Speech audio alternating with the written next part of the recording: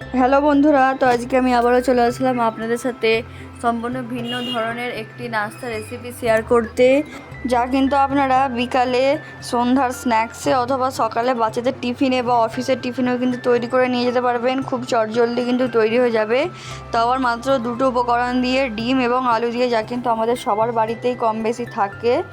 তো পুরো ভিডিওটা স্কিপ না করে দেখতে থাকুন আমি কিভাবে কি তৈরি করছি। দেখুন, প্রথমে কিন্তু আমি আলুটাকে সেদ্ধ করে স্ম্যাশ করে নিয়েছি। এরপর আমি এর মধ্যে আমি প্রথমে যে দুটো ডিম সেদ্ধ করে নিয়েছিলাম, ডিমটাকেও আমি গ্রেট করে দিয়ে দিলাম একইভাবে। এখানে ডিমটা গ্রেট করার যে প্রসেসটা, সেটা কিন্তু আপনাদেরকে একটু ধৈর্য নিয়েই করতে হবে, নাহলে ডিমগুলো একটু বেশি গোটা গোটা থেকে গেলে দেখবেন কোনো একটাতে বেশি চলে গেছে আর কোনো একটাতে একবারেই যায়নি। তো এরপর দেখুন, আমি এখানে একটা পেঁয়াজ কুচি দিয়ে দিলাম অল্প পরিমাণে। এরপর আমি এখানে কাঁচা লঙ্কা কুচি আর ধনেপাতা কুচি দিয়ে দিলাম। দিয়ে এবার আমি এর মধ্যে দিয়ে দিচ্ছি চিলি ফ্লেক্স। এখানে আমি ঝালটা একটু বেশি খেতে পছন্দ করি, যার জন্য কিন্তু আমি ঝালের পরিমাণটা একটু বেশি করে নিচ্ছি, আপনারা কম বেশি করে নিতে পারেন। এরপর দেখুন, আমি এর মধ্যে পরিমাণ মতো আমি লবণ দিয়ে দিলাম। এরপর আমি এর মধ্যে 1 চা চামচ পরিমাণে ভাজা ধনে গুঁড়ো দিয়ে দিলাম। ভাজা ধনে গুঁড়ো দেওয়ার পর এবারে আমি এর মধ্যে 1/2 চা চামচ পরিমাণে ভাজা জিরে গুঁড়ো দিয়ে দিলাম। দেওয়ার পর এবারে আমি এর মধ্যে অল্প পরিমাণে চাট মশলা দিয়ে দিচ্ছি। চাট মশলা বা এখানে চাইলে আপনারা গরম মশলা গুঁড়ো করা থাকে যদি, তাহলে সেইটাও কিন্তু আপনারা দিতে পারেন। তো দেখুন, এরপর কিন্তু আমি এবারে হাতের সাহায্যে খুব ভালোভাবে সব উপকরণগুলোকে প্রথমে আমাদেরকে মাখিয়ে নিতে হবে। আলুটা কিন্তু খুব বেশি স্ম্যাশ না করে, অল্প স্ম্যাশ করে আপনাদের কিন্তু কাজ হয়ে যাবে যদি করেন। তারপর সব উপকরণগুলো একসাথে মেশানোর সময় কিন্তু আলুটা খুব ভালোভাবে স্ম্যাশ করে নিতে পারবেন। দেখুন, এবারে আমি একটা চামচের সাথে মাপটা ঠিক রাখার জন্য আমি 1 চামচ করে নিচ্ছি। নিয়ে হাতে একটু তেল মাখিয়ে নিলাম। এবারে আমি একটু এরকম গোল গোল শেপে দিয়ে দিচ্ছি। তেল মাখিয়ে নিলে তাহলে কিন্তু আপনাদের হাতে একদমই এটা চিপকে যাবে না। তো এবারে আমি এটাকে আবারও একে একে এরকম শেপগুলো দিয়ে নিচ্ছি, আপনারা দেখে নিন। আর এটা কিন্তু গোল শেপ, যেহেতু খুব ইজিলি কিন্তু আপনারা দিয়ে নিতে পারবেন। শেপ দেওয়ারও কিন্তু ঝামেলা নেই, মাত্র কিন্তু 5 মিনিটের মধ্যেই এটা তৈরি হয়ে যাবে।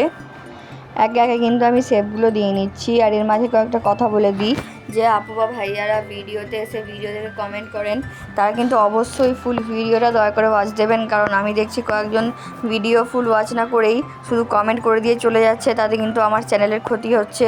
আমি কিন্তু সবার ভিডিও ফুল ওয়াচ দিয়ে দেখি, তাই বলবো ভিডিও দেখতে হলে দয়া করে ফুল ওয়াচ দিয়ে দেবেন। আর সময় না থাকলেও তাহলে ভিডিওটা চালিয়ে রেখে দেবেন। আমিও কিন্তু সবার একইভাবে চালিয়ে রেখে দিই, কারণ কারোর চ্যানেলেরই ক্ষতি করা উচিত নয়। দেখুন, এবারে কিন্তু আমার সব শেপগুলো একে একে আমি দিয়ে নিচ্ছি। খুবই সহজ, আপনারা একবার দেখলেই কিন্তু যে কেউ এই স্ন্যাক্সটা চটজলদি বাড়িতে তৈরি করে নিতে পারবেন, কোনো আহামরি ঝামেলা ছাড়াই। দেখতেই পাচ্ছেন। এবারে আমি এটাকে একইভাবে এগুলোকে সাজিয়ে নিচ্ছি প্লেটেতে। দেখুন, এবারে কিন্তু আমরা একটা ময়দার এখানে একটা স্লারি বা ব্যাটার তৈরি করে নেব। এখানে দেখুন, আমি এখানে 2 চামচ পরিমাণে ময়দা দিয়ে দিচ্ছি। এটা কিন্তু কর্নফ্লাওয়ারের বিকল্প, যদি কর্নফ্লাওয়ার না থাকে তো আপনারা এখানে ময়দা ইউজ করবেন। এরপর আমি 1 চিমটি পরিমাণে এখানে লবণ দিয়ে দিলাম। দিয়ে জল দিয়ে আমাদেরকে খুব বেশি গাঢ়ও নয় আবার খুব বেশি পাতলাও নয়, এরকম একটা কনসিস্টেন্সির ব্যাটার কিন্তু আমাদেরকে তৈরি করে নিতে হবে। দেখে হয়তো বুঝতে পারছেন। দেখুন, এবারে আমি খুব ভালোভাবে অল্প এটা রুম টেম্পারেচারে থাকা জল, তো এটা আমি দিয়ে খুব ভালোভাবে একটা স্লারি তৈরি করে নিচ্ছি।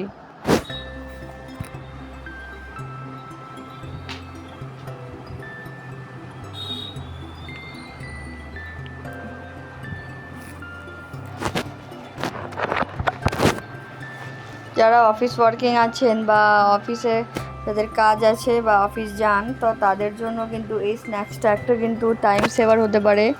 আপনারা শুধুমাত্র আলু সেদ্ধ করেই কিন্তু এই স্ন্যাক্সটা তৈরি করে নিতে পারবেন, তাও আবার মাত্র 5 মিনিটের মধ্যে। তো দেখুন, এরপরে আমি আজকে এগুলোকে কোট করতে হবে আমাদেরকে কিছু একটা দিয়ে। তো এখানে আমি একটু সিমাই নিয়ে নিয়েছি। এটা নর্মাল যে সিমাইটা আমরা বাড়িতে তৈরি করে খাই, এটা কিন্তু সেই সিমাইটাই। দেখতেই পাচ্ছেন, আপনারা হয়তো দেখে বুঝতে পারছেন। দেখুন, সিমাইটা দিয়ে দেওয়ার পর এবারে আমি একটু এখানে ব্রেড ক্রাম্বসও নিয়ে নিচ্ছি। সিমাইটা দিয়ে দিলাম যাতে আর একটু বেশি পরিমাণে ক্রিসপি হয়। এর পরিবর্তে কিন্তু আপনারা এখানে সুজিও ইউজ করতে পারেন, সুজি ইউজ করলেও খুব সুন্দর একটা ক্রিসপি টেক্সচার এসে যায়। তো দেখুন আমি কিন্তু এই যে কোটিং করার যে আমাদের এটা রেডি করে ফেলেছি। এবারে হচ্ছে যে আমি একে একে কোটিং করাগুলো আপনাদেরকে দেখিয়ে দিচ্ছি কীভাবে করবেন। দেখুন প্রথমে একটা বলকে এরকম ময়দাটার ব্যাটারটার মধ্যে দিয়ে চামচের সাহায্যে কাজটা করবেন, নাহলে কিন্তু মানে ব্যাটারটা আপনাদের হাতে লেগে যাবে, তখন কিন্তু আপনাদের কোট করতে সমস্যা হবে। তো দেখুন এরপরে আমি এর মধ্যে ব্রেড ক্রাম্বসের মধ্যে দিয়ে দিলাম, দিয়ে খুব ভালোভাবে এগুলোকে কোট করে নিচ্ছি একইভাবে। দেখুন এখানে কিন্তু চাইলে আপনারা ডাবল কোট দিতে পারেন, তবে যেহেতু হাতে সময় কম থাকে তার জন্য সিঙ্গেল কোটেও কিন্তু খুব ভালোই রকম ক্রিসপি হয়ে যায় এটা। দেখুন একইভাবে কিন্তু আমি সবগুলো কোট করে নেব। আমার কিন্তু সবগুলো কোট করা হয়ে গেছে, দেখতেই পাচ্ছেন এখনই থেকে এগুলো কতটা পরিমাণে ডিলিশিয়াস লাগছে। তো এগুলো ভাজার পর কিন্তু আরও দুর্দান্ত স্বাদের লাগবে।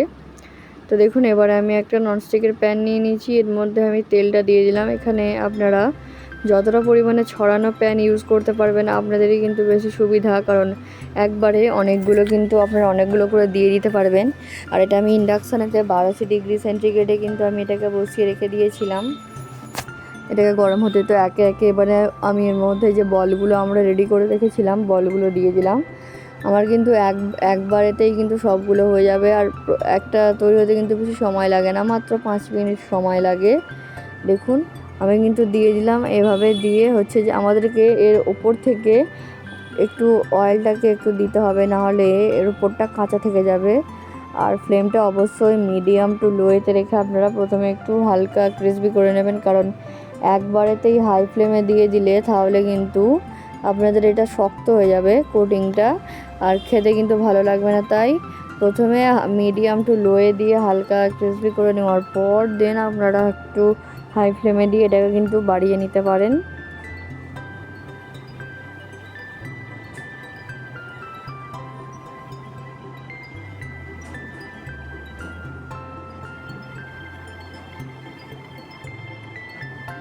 দেখুন আমার কিন্তু সবগুলো একইভাবে আমি এরকম ভেজে নিচ্ছি।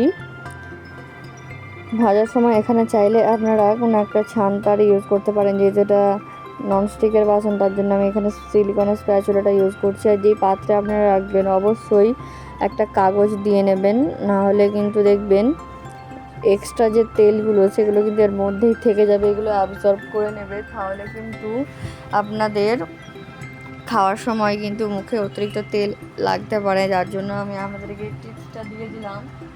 আপনারা অবশ্যই একবার এভাবে ট্রাই করে দেখে বলবেন যে আপনাদের এক্সেস অয়েলগুলো কীভাবে এটা শুষে নিচ্ছে।